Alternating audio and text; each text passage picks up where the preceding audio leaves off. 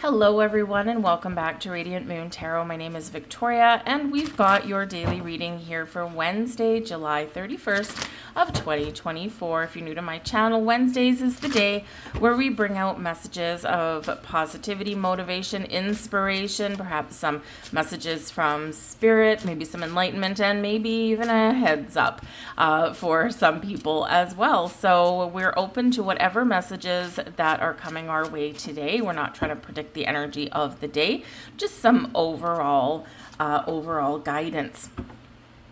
So let's have a look and see what we've got coming in for us here. We've got water energy. Water is all about being connected with our emotions, our creative side, and our intuition. Water brings healing, and water also reminds us to be in the flow. Now we've got our busy little beaver there chomping down a tree. Beavers hate the sound of running water, and it really does spring them into action a little bit. Beavers are very industrious, they're very hardworking, and if you are very fortunate enough to live in an area where you have beavers, they are the cutest little things when you see them around. But the message that comes out when we do get the beaver card is that you may have something that you want to start, something that you want to complete, or something that you're working towards. And so if you've been putting something off, okay, the beaver is here to tell you to get cracking, to get started, to stop procrastinating, okay? And sometimes the hardest part of the battle is taking the first step, right? And then things kind of snowball from there, but it's getting that. It's kind of like if you're going to the gym, right? And, people always say getting there is probably 80% of the battle. Once you're there, you may as well stay. So the beaver is here to encourage you to get started. And the sooner you start, the sooner you can finish. But beavers also create things, right? They, create dams. And those dams, yes, beavers can sometimes be a nuisance, especially if they are creating a dam to, stop the flow of a stream that you want to flow. However, when they do build their dams, they do create a little bit of, like a floodplain, we'll say. And they actually create another habitat for other creatures. And so it's through this teamwork, right? The teamwork of beavers themselves, creating things for other creatures, maybe by accident or design. But your spirit message here is teamwork is the key to success. So there may be something here that you are wanting to do, move towards, again, or maybe something you're stuck on. Ask for help. Ask for help, and you may be really, really surprised at the results. Sometimes we are too proud to ask for help. Sometimes we're scared to ask for help. We don't want to admit, it's where human pride, ego gets in the way, right? We don't want to admit that maybe we don't have all the answers, or we can't finish something that we started. Maybe we're just a little stubborn sometimes, right? But many hands make light work. So if there's something here where maybe you can get a little bit of help, teamwork, support, then this can help you finish something faster, and then maybe you can all enjoy the fruits of your labor, the wetlands that the beaver has created per se. And then you can all jump in the pool and enjoy what life has to offer. So teamwork makes the dream work, people. We have card number 4, and we've got boundaries. This is the Great Wall of China card coming in there. Look at that, beautiful. Now, this is the Time Traveler's Oracle. So we're tapping into ancient energy here, and we're pulling forward messages. So in this energy, this is all about boundaries. And we all know about boundaries. We all know that it's healthy to have boundaries. We all know that, sometimes we need to put our foot down. But sometimes it's the path of least resistance for us to let our guard down and to just let someone past our boundaries. Or maybe someone has manipulated their way past the boundaries. So you are being very encouraged to look at your life here and say, where have I put up previous boundaries, but I haven't enforced them? Where do I need to put up new boundaries in my life? Sometimes we avoid doing that because we're afraid of someone else's reaction. And typically the only people that get mad that you say no or put up boundaries or have those limitations, the ones that get mad are typically the ones that are taking advantage of your wonderful good nature anyway. But sometimes we want to avoid having that conversation because we know that there's going to be some sort of conflict. However, boundaries are necessary for you, for your happiness, for your health and well-being, for your mental health, your spiritual health, your emotional health. So have a look at those boundaries. Do you have a boss that's constantly piling other people's work on you, maybe because either they don't have enough people working there and, you're just the patsy, or maybe there's people that work there and they're not pulling their own weight, but you're the one that always pulls through, right? Remember the beaver energy, teamwork, right? And being part of a team represents everyone doing their fair share, right? So if you're in a situation, whether at work or at home or at school or whatever it happens to be, in a relationship, where you're not working together as a team, where one person is doing all of the heavy lifting and the other person is just kind of maybe suntanning on that wall, then maybe it's time to have a look at that. Boundaries are healthy, but they can be scary to put up. But we do want to make sure the Great Wall comes in here as a reminder. Walls are meant to keep things in, keep things out. But ye shall not pass when we build a wall. So we do need to recognize the difference between boundaries and walls. Boundaries let all the good in and keep the bad out. Walls are impenetrable forces that don't let anything in or out. And that's not healthy either. So just like having no boundaries may not be healthy, but having walls that we've built are also not healthy. So we do need to find that healthy equilibrium between the two. So it sounds like part of your message here is to do a little bit of deep thinking. Always like to get a little bit of homework when we do get the messages out. Yeah. Let's see what else we get for you guys.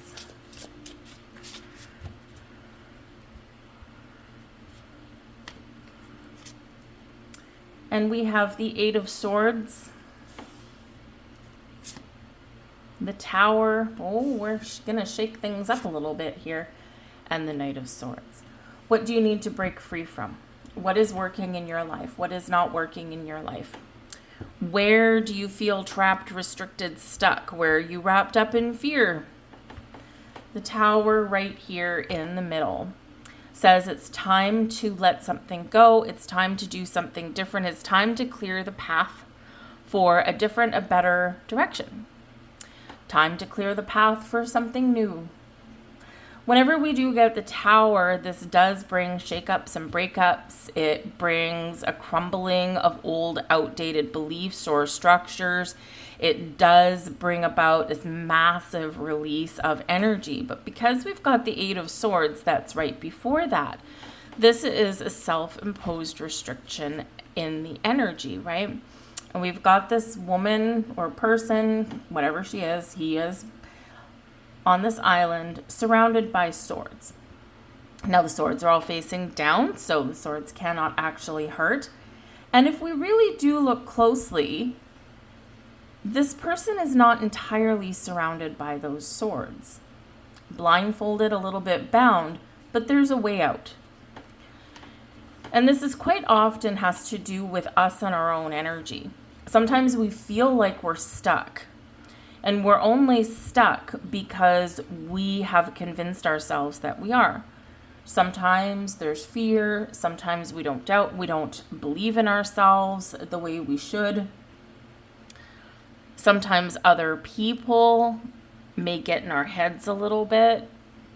So the Eight of Wands is where we do end up having ourselves tied up in knots. There's something that we need to see that we're not seeing. There's something that we need to do or trust that we're not seeing and we're not doing and we're not trusting. This person on the card has a blindfold, right? Hands behind the back. But there is a different path and a different direction to get away from those swords, which are not encircling this person entirely. So the Tower is here to say, what do you need to release? What different direction do you need to go in? The Tower says that you've been stuck for a little bit in some area, and it's time to shake things up a little bit and get out of your comfort zone. And just like we talked about with the boundaries, right? Sometimes, those boundaries and things are really hard to put up. And, because there is an element of fear, especially if we're dealing with other people, right? And this can be where we really do get tangled up in knots a little bit. The Tower can also represent that you're stuck in some area in your life with the Eight of Swords where you feel as though there's no way forward. You feel like there's no movement. Maybe you feel stuck in a relationship. Maybe you feel stuck in a job. Maybe you just feel like you're stuck in life in some way. Tower. Time to get out of your comfort zone. Time to really open your heart, open your eyes, open your energy up for something new. But we do need to kind of look within a little bit and see what do we need to let go of so that we can move forward. Sometimes we do feel as though we take a step back in order to move forward, and that's perfectly fine too. Now, the Tower does remind us, though, that whatever we do release and let go of, we build our lives with a foundation. The Boundaries card is card number 4. 4s do relate to structure, foundation, roots, stability, security. And then we build things on top of that foundation. Right? And what happens, though, is sometimes we kind of build our Legos on top of our foundation all willy-nilly, and things start to get out of control. And that's where we need to knock down whatever is, sticking out or not fitting together properly, go back to basics, to our foundation, and just rebuild, right? Or realign as well. So we're always left with our foundation.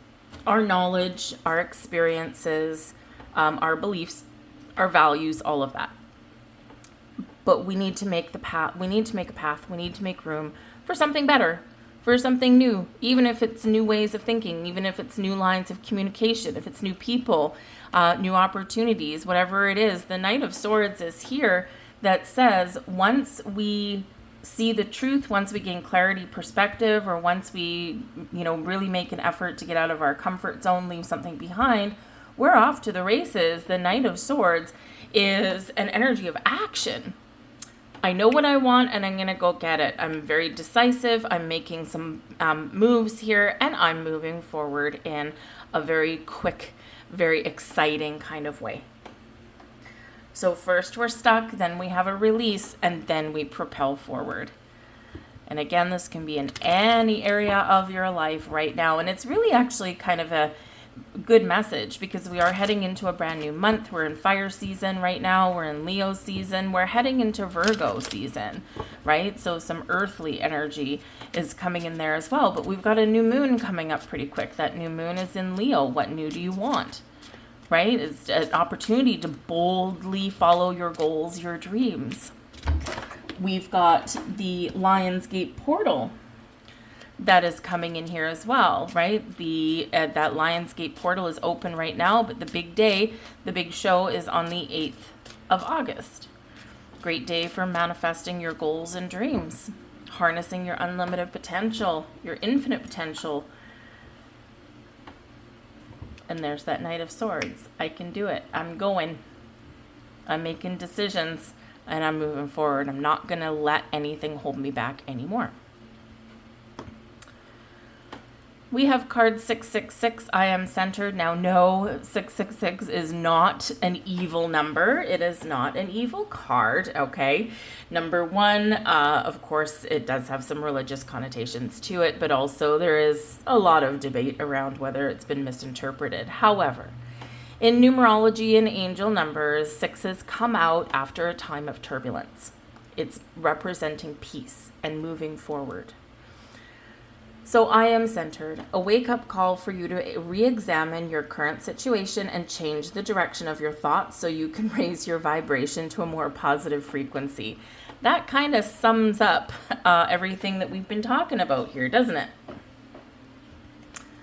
Your next message, number 3, I am charismatic. 3 is related back to the Empress card, bringing us all kinds of love and beauty and creative energy, bringing abundance into our lives. Wonderful things, right? I am charismatic. Expression comes naturally to you. You are very skilled at communicating your thoughts through conversation and creative pursuits. You are able to get others on board with your ideas. Lily pad, stop it. Got a little kitten that has jumped up on my chair and she wants what I've got. Number 10, I am ingenious. Now 10s represent a culmination of energies, an ending, if you will, right? But they lead to new beginnings. You have great leadership skills. Your mind is sharp and allows you to dream up ingenious ideas and organize all the details. Then direct others how to carry things out. I am ingenious. We're going to go right back to that people helping people energy with that one as well. Those are your messages, guys. I'm going to leave all that there. I hope there was something here for you. It may have been everything, may have been a little bit, but if you did enjoy your reading, please do take a moment. Sharing is caring. Like, share, subscribe. Also drop a comment in the box down below. Say hello. Always nice to hear from you guys. And with that, Lily says hello. Good Lord, Lily pad. Okay.